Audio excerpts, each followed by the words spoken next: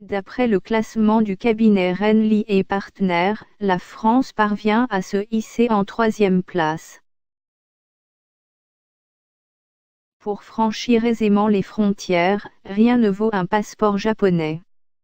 Le pays se trouve en tête du classement mondial des passeports les plus puissants, révélé cette semaine par le cabinet anglo-saxon Renly et Partners.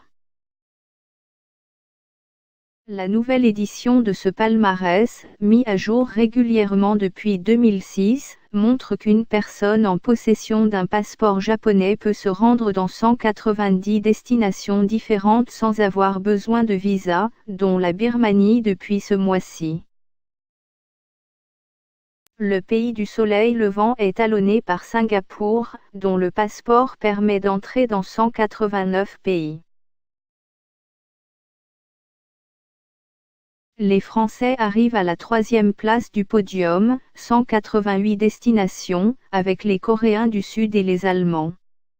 Ces derniers n'ont pas réussi à retrouver leur première place qu'ils occupaient encore en 2017.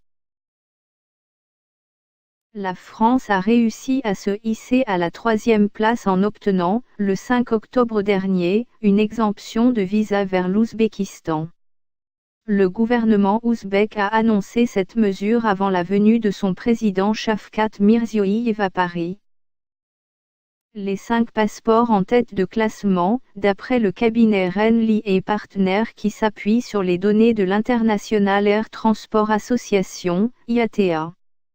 Renly Passport Index. Les États-Unis et le Royaume-Uni, avec 186 destinations accessibles sans visa, ont également perdu une place et n'ont eu accès à aucune nouvelle destination depuis le début de l'année. Il semble de plus en plus improbable que ces deux pays reprennent la première place qu'ils occupaient conjointement en 2015, commente le cabinet Renly et Partners. La Russie a bénéficié d'un coup de pouce en septembre, quand Taïwan a annoncé une exemption de visa pour les ressortissants russes, valable jusqu'en juillet 2019, mais le pays est néanmoins passé de la 46e à la 47e place.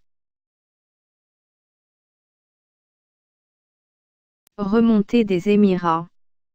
Il en va de même pour la Chine, les ressortissants chinois ont désormais accès à 2 nouvelles juridictions, Sainte-Lucie et la Birmanie, mais le passeport chinois a perdu 2 places dans le dernier classement, passant à la 71e place. Cela n'enlève rien à sa remontée fulgurante de 14 places par rapport à sa position au début de 2017. Mais l'ascension, la plus remarquable au cours des dernières années, d'après le cabinet anglo-saxon, c'est celle des Émirats arabes unis, qui sont passés de la 62e place en 2006 à la 21e aujourd'hui. Les Émirats sont maintenant titulaires du passeport numéro 1 dans la région du Moyen-Orient. L'Irak et l'Afghanistan en queue de classement.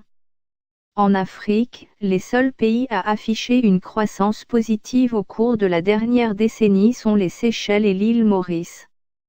Ils occupent les 3 premières places du classement régional avec l'Afrique du Sud, avec entre 150 et 100 destinations accessibles à leurs ressortissants.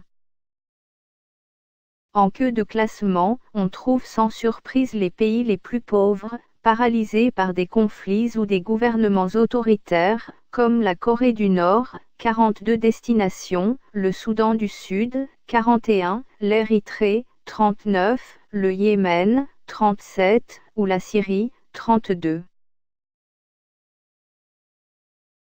L'Irak et l'Afghanistan continuent de se classer au dernier rang, 106e, de l'indice Renly Passport, avec seulement 30 destinations accessibles à leurs citoyens.